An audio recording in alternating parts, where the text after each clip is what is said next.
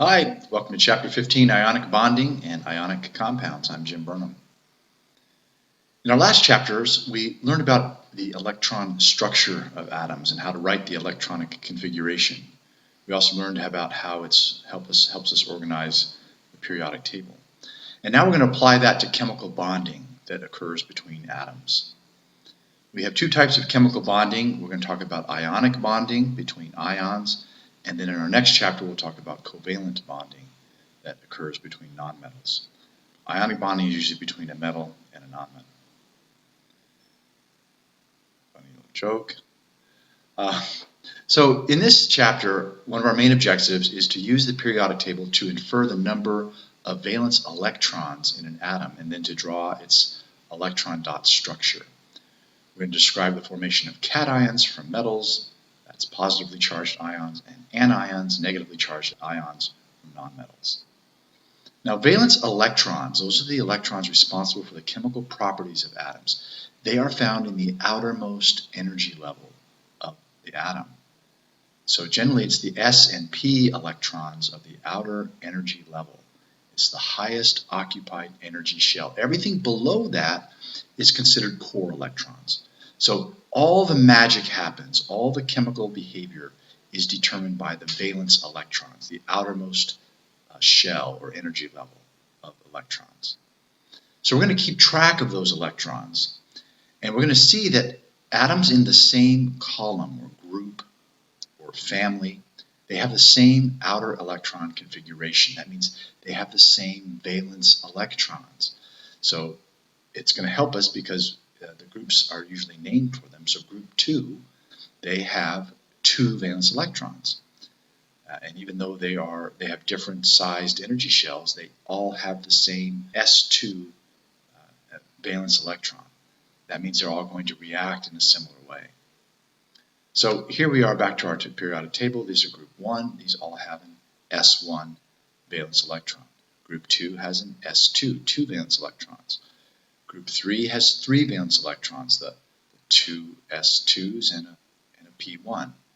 4 valence, 5 valence, 6 valence, 7 valence, and these all have a complete octet, except for helium, which has a complete duet.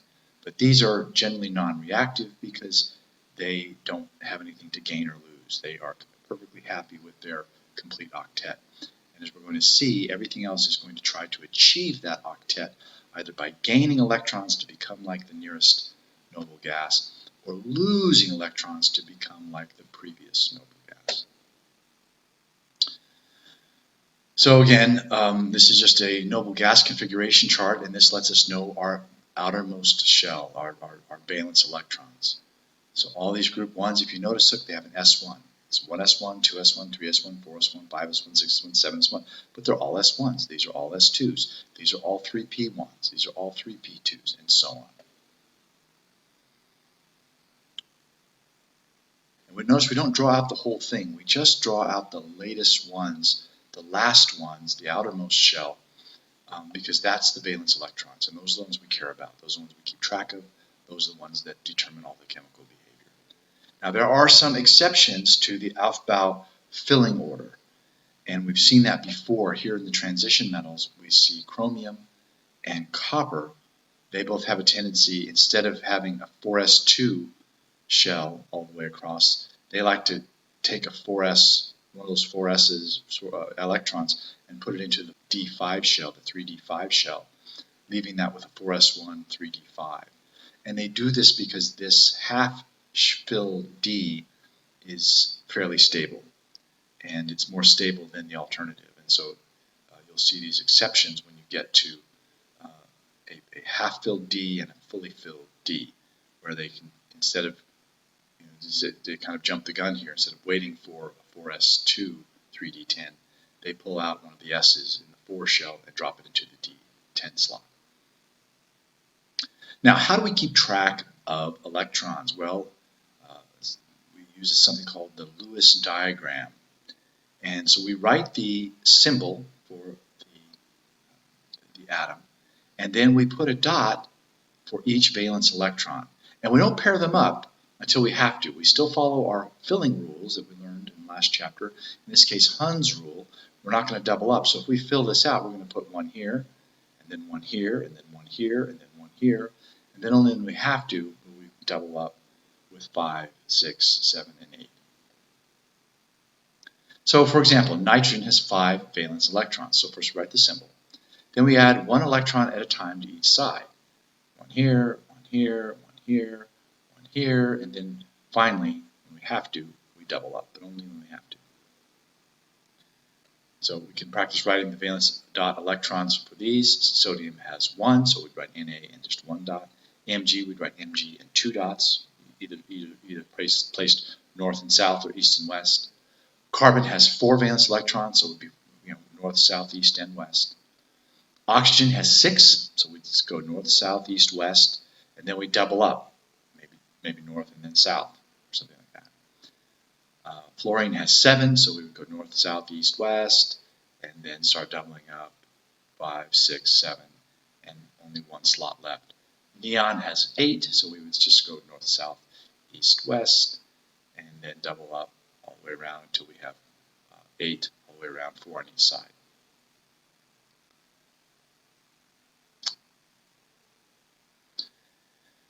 Now let's look at the electron configuration for cations. Cations are formed when metals lose electrons to attain a noble gas configuration.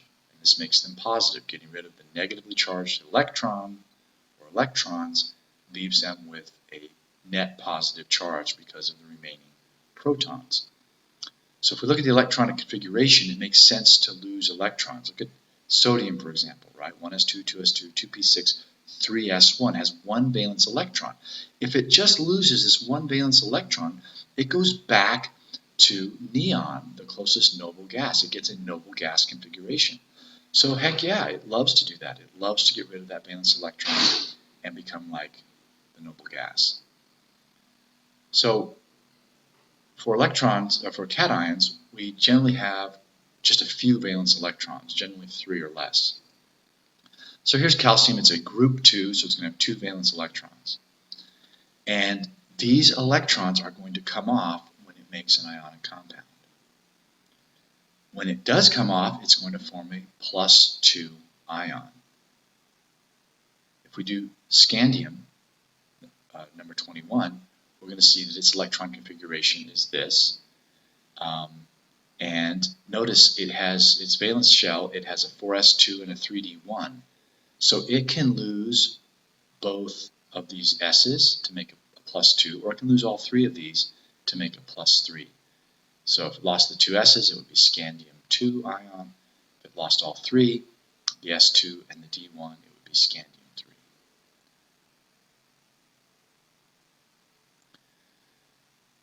Transition metal cations. Now the charges for transition metals are not as regular as the group A representative groups, so they can vary. So iron, for example, can lose 2 or 3 electrons, forming either iron 2, which is represented this way, Fe2+, and iron 3, Fe3+.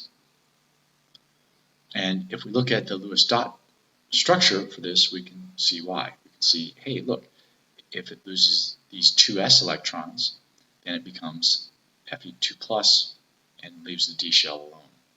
But it could also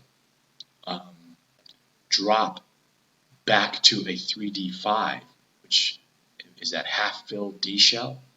And so it can lose these 2 electrons to become Fe2, and then it can lose 1 of these d electrons to become d5. So when a cation is formed from a transition metal, the electrons are always removed first from the s orbital and then from the d orbital. Again, looking at it from an orbital box diagram, here is iron as Fe, so if we just take off 2 of these, we'd have Fe2. If we take off these 2 and 1 of these Ds, leaving us a half-filled D shell, then we would get Fe3+. So remove these, Fe2+, remove all 3 of those, Fe3+. Now, some ions formed by transition metals do not have a noble gas configuration. They can't get to the S2 and the P6 configuration. They're just simply too far away. And so they are exceptions to the general octet rule. Just like I got this cute little carnivorous bunny rabbit that is an exception to the general rule that bunny rabbits eat veggies. So let's look at silver, element 47. Its predicted configuration using the Aufbau filling principle would be 5s2 4d9, but like copper above it, it wants to steal one of these s electrons and drop it into the d shell to have it fully filled. So when it loses, it's going to lose, when it becomes a cation, it's going to lose this s1 electron and form a +1 ion. Well, it doesn't want to lose anymore because it's too far. It would have to lose. Let me see if I've got this down here somewhere. Yeah, to get the structure of krypton, which is the preceding nearest noble gas, silver would have to lose 11 electrons. And to gain the structure of xenon, the next noble gas forward, silver would have to gain 7 electrons. And that's a huge jump either way. Losing 11 electrons, gaining 7 electrons, that generally doesn't happen. So we notice that ions with charges of 3 or more are extremely unlikely. So what is it to do? Well, but if it can just lose this one 5s electron, this resulting configuration of 4s2, 4p6, 4d10 with its 18 valence electrons and all these orbitals filled is relatively stable. It's relatively favorable in compounds.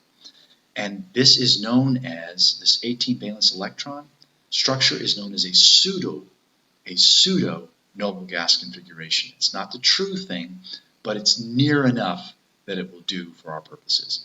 And silver is just stacked in the middle of the transitions. It's too far away to become a true noble gas in its electron configuration, so it achieves this pseudo noble gas configuration. And pseudo noble gas configurations, which are formed by some transition metals, are characterized by filled s, p, and d sublevels in the highest energy levels. And we get this 18 electron complex. And here it is just in orbital fashion. So if it kicks off this, then look, it's got a full 4d, a full 4p, and a 4s. And it's super happy with that. All right, so these are some of the electrons, or some of the atoms that will form a pseudo-noble gas. So this row here, the copper row, which includes silver, the zinc here, it forms a +2 to become like a pseudo-noble gas. And you can see some of these that will become a +3 to become a pseudo-noble gas. So basically ions want to achieve one of two things, either the closest noble gas configuration, and failing that, or if it's too far, then they want to become a pseudo-noble gas with a filled D or F subshell. Now how about the electron configuration for anions? Well, nonmetals like to gain electrons. I like to say that metals are losers, and then nonmetals are winners. They want to win, they want to take, they want to gain electrons. So the ones the metals are willing to give up, the nonmetals want to take. And they'll gain these electrons to attain the closest noble gas configurations. This gaining of extra electrons makes them overall net negative. So we talk about the halide ions. These are the halogens that gain electrons. And so let's look at, say, that's the group 7. Here's sulfur. It's a group 6. It has 6 valence electrons. And so if it can get 2 more electrons, it can fill out this 3p4 to a 3p6, which is what it wants to do. So it loves to form a -2 ion to get a noble gas configuration. That, by the way, is known as the Octet Rule. And so if they can, metals like to shed electrons to become an octet, and nonmetals like to gain electrons to form their octet.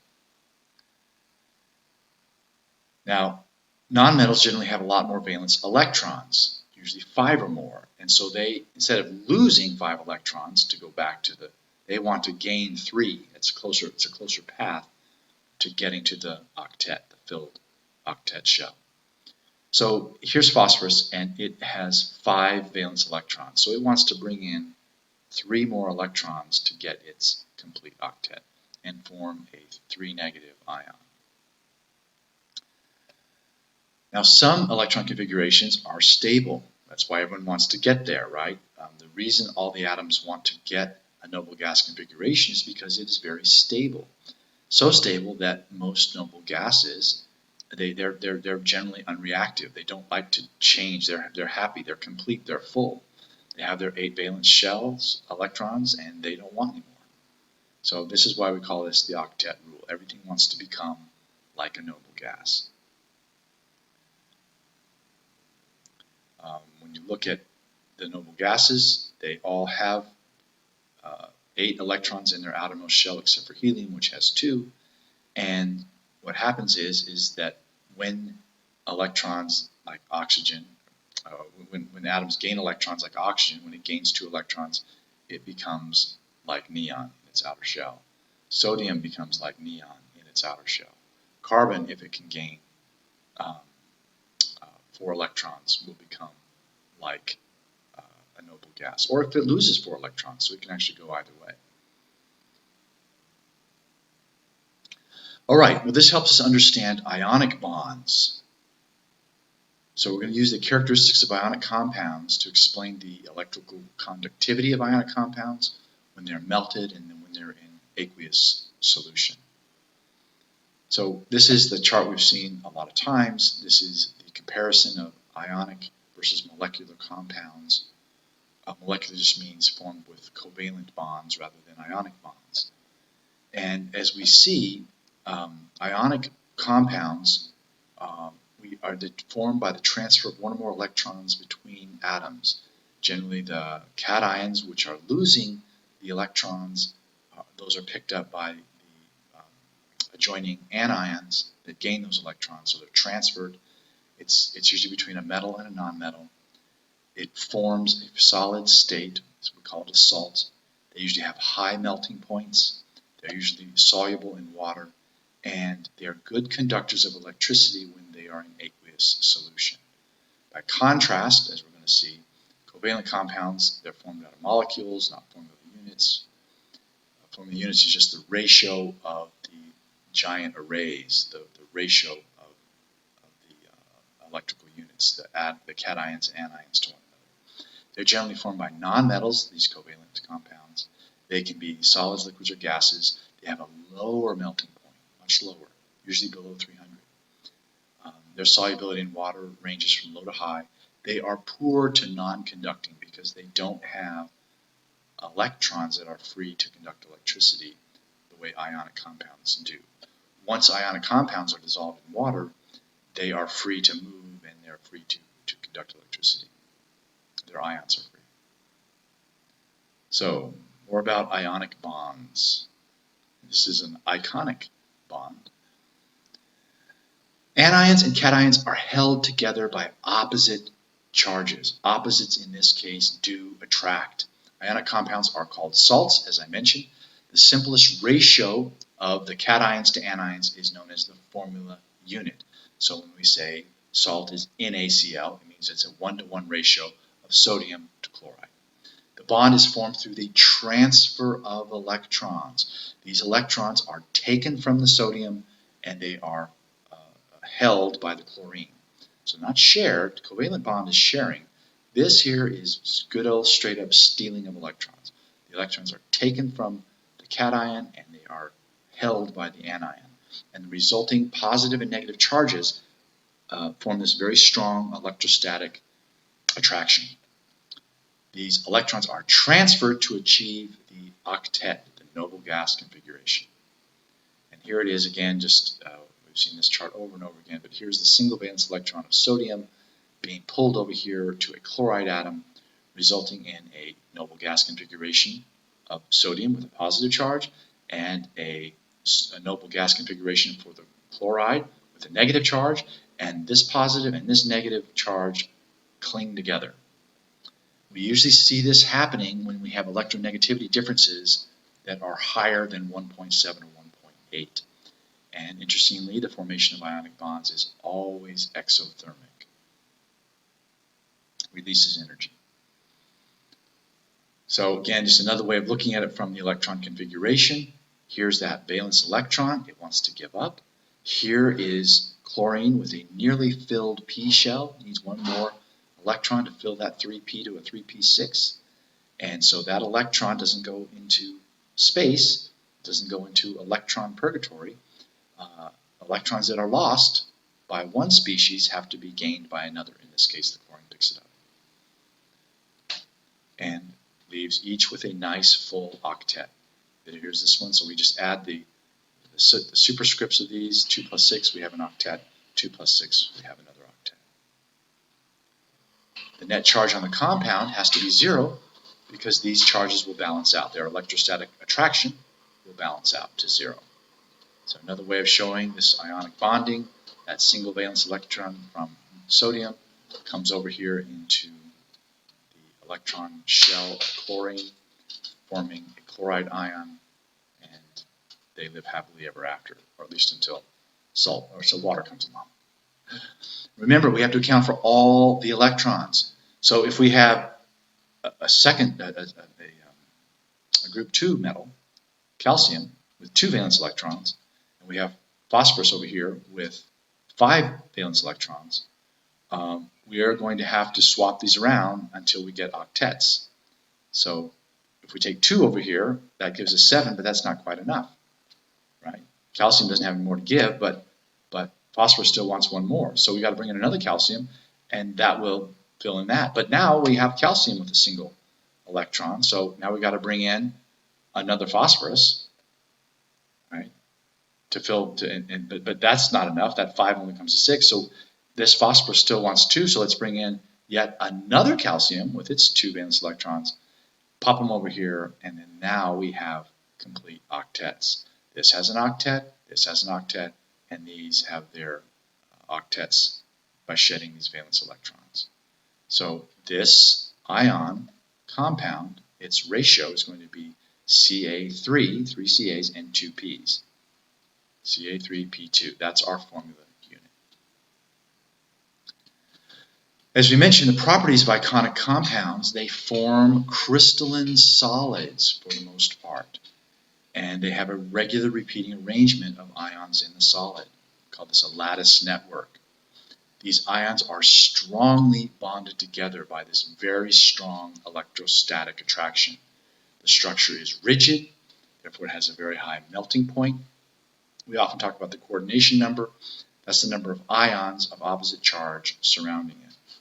So if we look at any one particular electron or atom, we can see that, so for example, if this is sodium chloride, this chlorine is surrounded on these sides, on this face, by 4. But if you looked on the inside, right, it would be, how many would it be? 1, 2, 3, 4, 5, 6, 7, 8. I think 8. Do they conduct? Conducting electricity is allowing charges to move. So in the solid ionic compound, the ions are locked in place. So ionic solids are generally insulators. They do not allow electricity to move. But when they're melted or dissolved in water, then the ions can move around and conduct electricity. So that's very important. Melted ionic compounds conduct. How hot does sodium chloride have to get to melt? About 800 degrees Celsius. Very, very hot. But in its molten form, it conducts electricity just like it does when it's dissolved in water. Now let's talk about bonding in metals. We're going to use the theory of metallic bonds to explain the physical properties of metals. And we're going to look at some common metal crystal structures. So how are atoms held together in the solid? Well, metals hold on to their valence electrons very weakly. As we've already seen from group 1 and group 2, they like to form cations. So think of these metal solids as positive ions floating in a sea of electrons. So there's a bunch of positively charged ions surrounded by a sea of free-floating, free agent electrons. These electrons are free to move through the solid, which this is why metals are such good conductors of electricity. These electrons surrounding these cations, they can just go from ion to ion. They're free agents. They can move freely, and that makes them great conductors of electricity.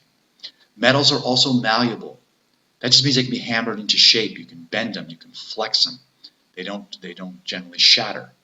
They're also ductile. That means they can be drawn into a wire.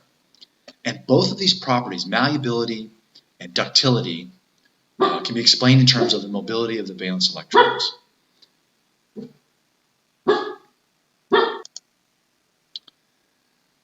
Malleable means when you strike it with a force and you shift it over, you shift some of these cations over, it won't shatter, it won't fall apart. This is not true of an ionic compound.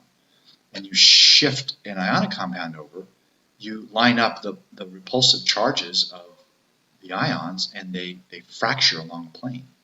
But not true of this. So you can hit this with a hammer or whatever, and it lets the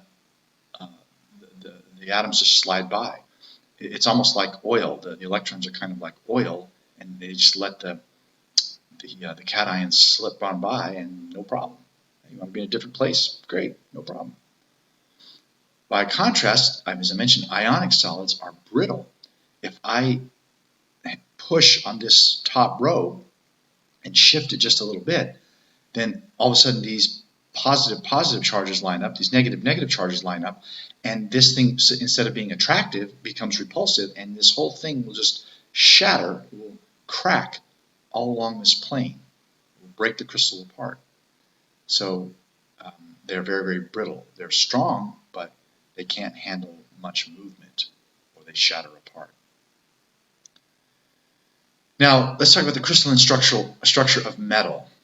If something is made of one kind of atom, then metals are among the simplest kinds of crystals. One common thing that they become is a body-centered cubic, where every atom has 8 neighbors. This is found in sodium, potassium, iron, and so on. You also can get a face-centered cubic structure where they have 12 neighbors. This is true of copper and silver and gold, aluminum, lead. You can also have the third kind of crystalline structure, which is called hexagonal close-packed. Again, that gives you 12 neighbors. And this is with magnesium and zinc, cadmium.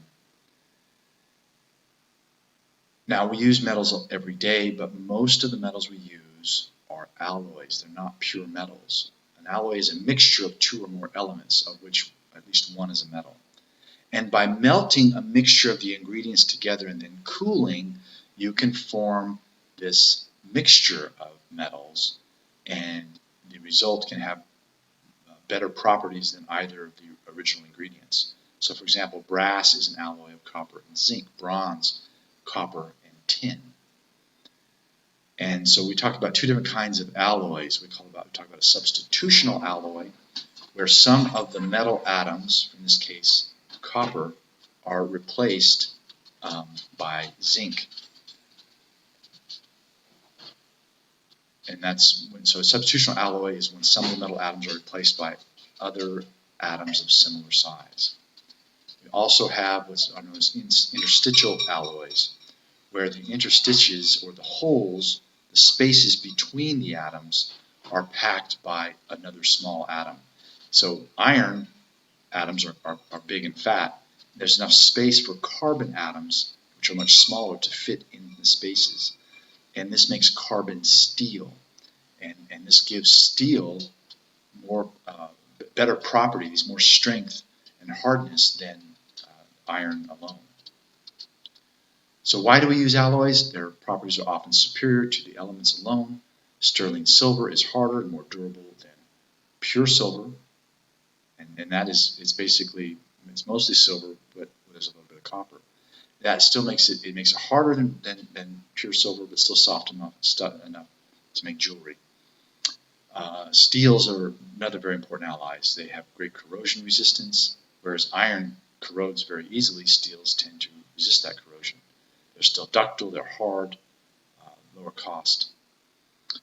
So the common alloys of either substitutional or interstitial, they give us great improved metal products.